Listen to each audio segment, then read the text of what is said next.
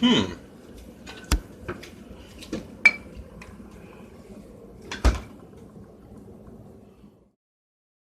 Hello, and welcome back to Refrigerated Reviews. My name is DQP. Let's get started.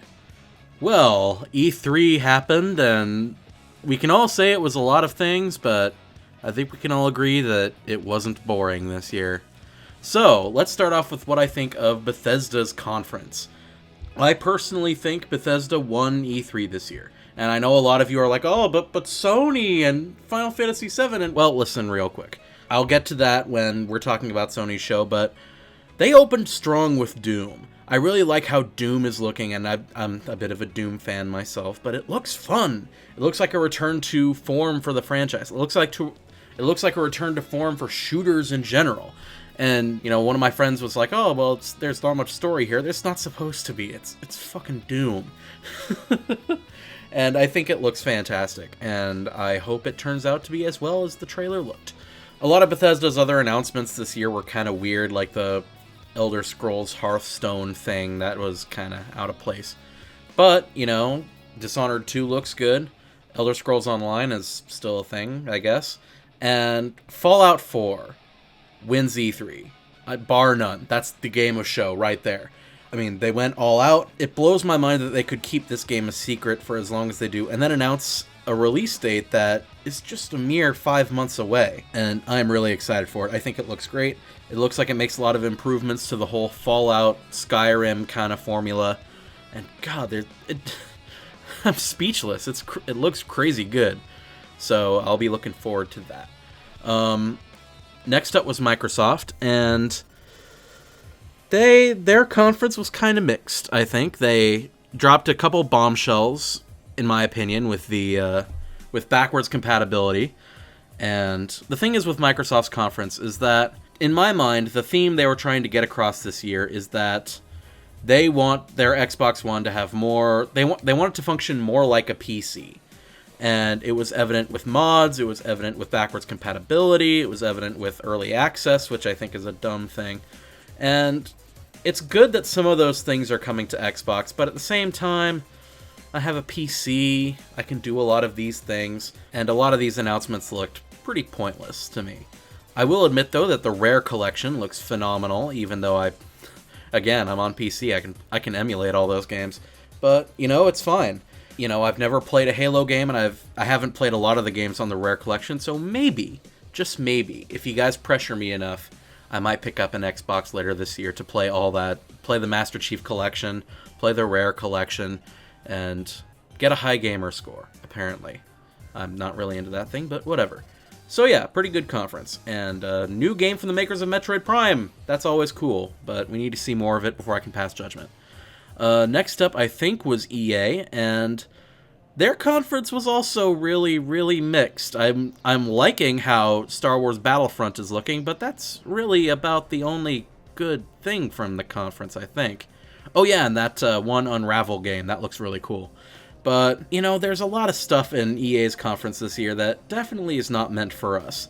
You know, it felt like they would spend 5 minutes on Mirror's Edge and then go back to another 20 minutes of how their new physics engine for their new sports game is going to work, and I just don't care.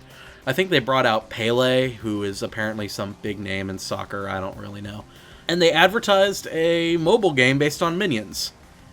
I don't think that's the best place to show that thing. I think you should have saved it for...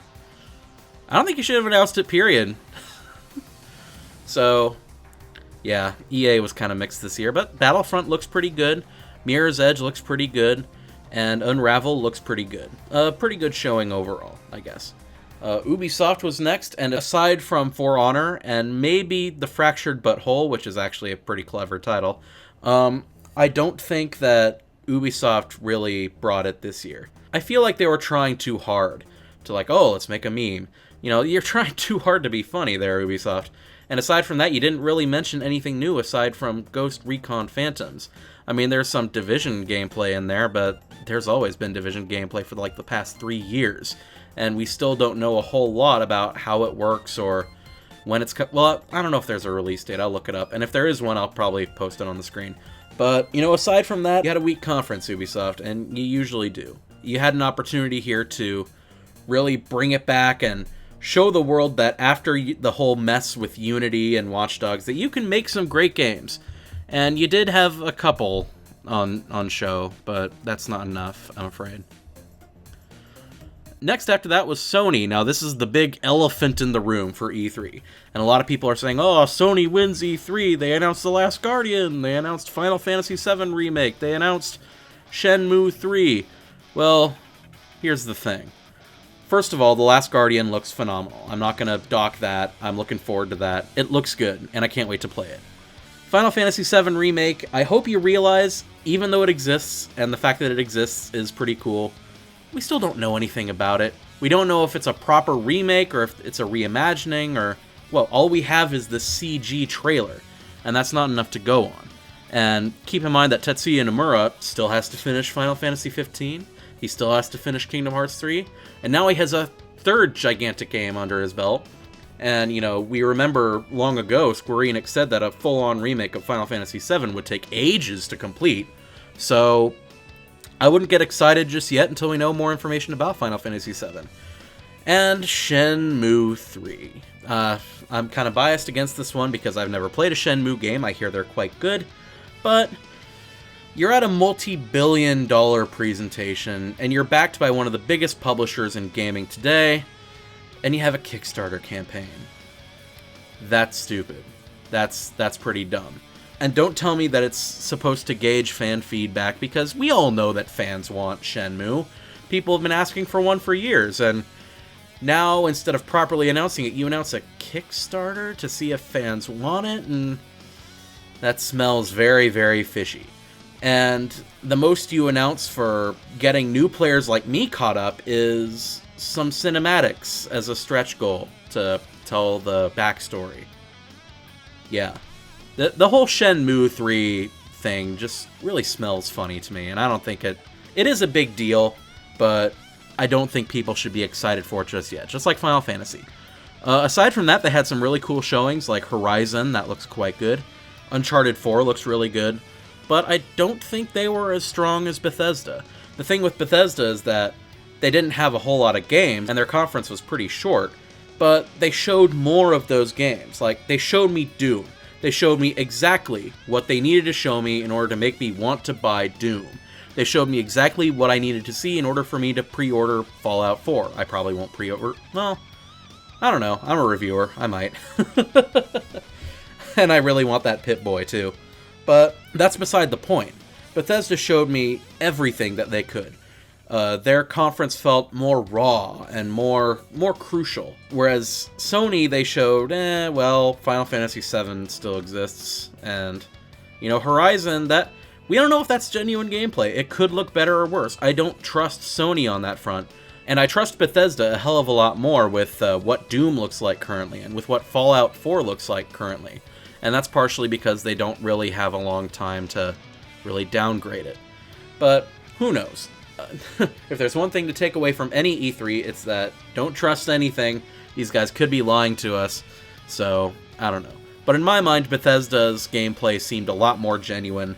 And I'm a lot more excited for Doom and Fallout 4 than I am for those three games. Although I am very excited for The Last Guardian. That does look good. They did a good job showing that. So let's move on to day 0, 2, 3. I have no idea. Anyway, it's Nintendo. A lot of people seem to be disappointed with Nintendo's conference. And I thought it was pretty disappointing. But I thought they had a lot of really interesting announcements as well. And, you know, if you watch my channel regularly, you'll know that I'm a big Paper Mario fan, and I was very happy with what they showed for Mario and Luigi Paper Jam.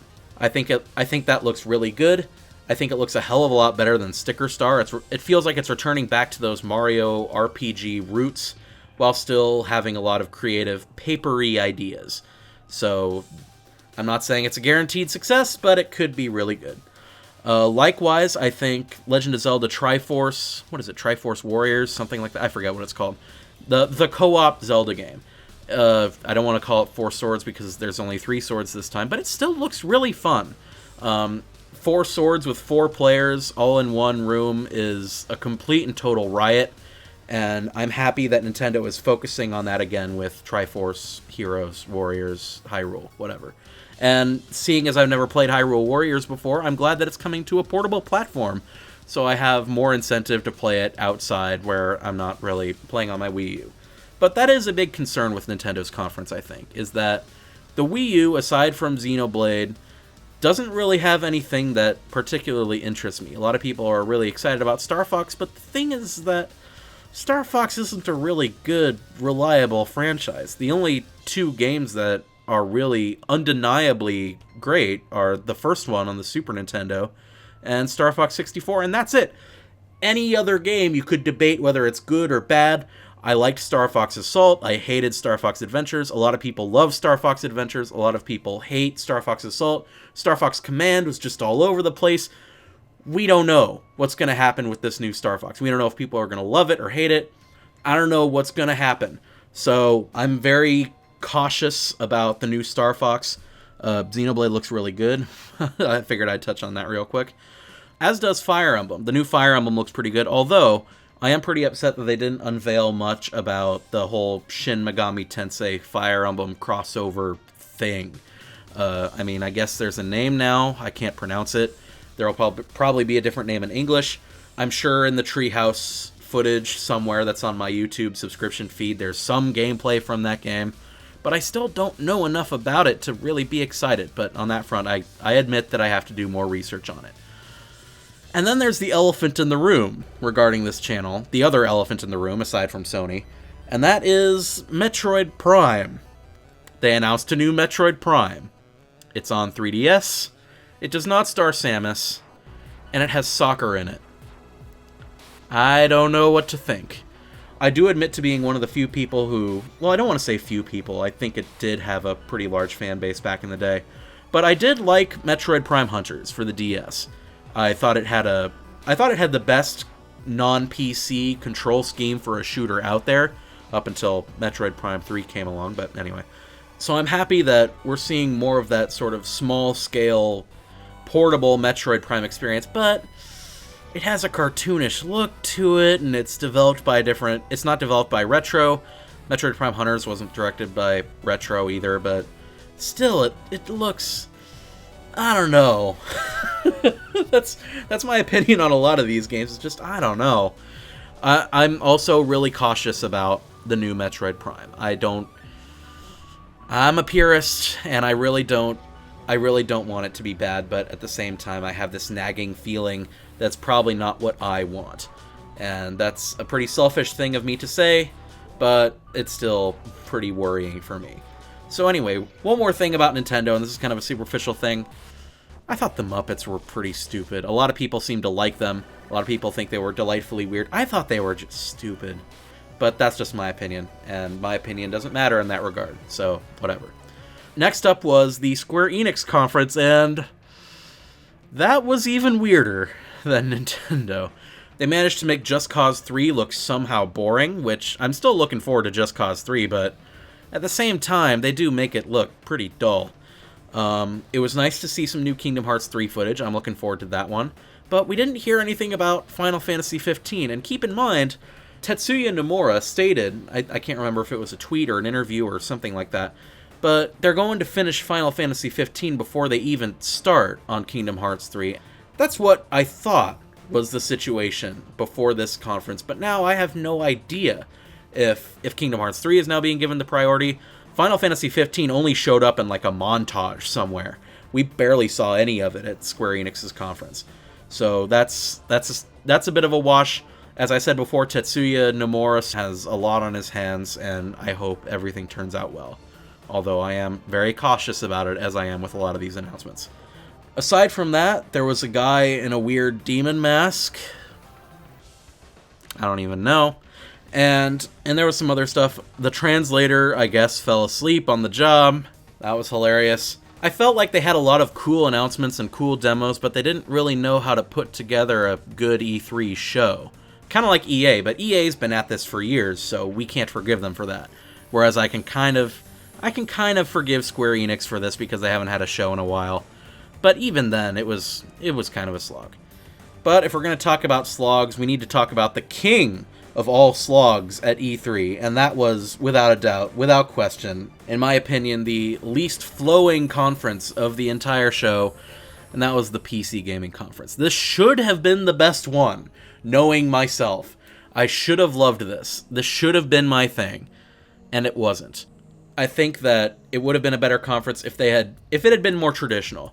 I think the problem is that they tried to branch out and do more of a televised interview kind of approach to it, instead of the traditional, hop on stage, talk about your game for a minute, and then demo it in front of a live audience. They did have that, but it was less that and more day 9 interviewing a bunch of indie developers about games we already know about. So that was a bit disappointing. But they did show off some cool stuff. I'm happy that No Man's Sky is still coming to PC at the same time as PS4. And I'm happy that we're getting Killer Instinct and Gears of War and all that good stuff. A lot of the indie games do look phenomenal. I'm liking the look of Tacoma. And apparently a lot of the graphics card nuts among my friends are really happy about that new Fiji thing that they talked about. But at the same time, it just dragged on. It was 2.5 hours. It was the longest conference. It just went on for way too long. So that's how I feel about the PC Gaming Conference. A lot of cool stuff, but I feel like they should have went with a more traditional approach. So that's E3. One more corporation I have to mention is YouTube. They did a phenomenal job with streaming the whole thing. I had no issues whatsoever. They were perfect. Hats off to them. And so I will end this video by saying, don't pre-order. Wait, be patient, be cautious about everything you see because it could very well be a lie. So keep your wits about you, be excited, but be cautiously excited. And so that's going to wrap up my thoughts on E3. Next week is going to be Batman Arkham Knight. So I will see you then.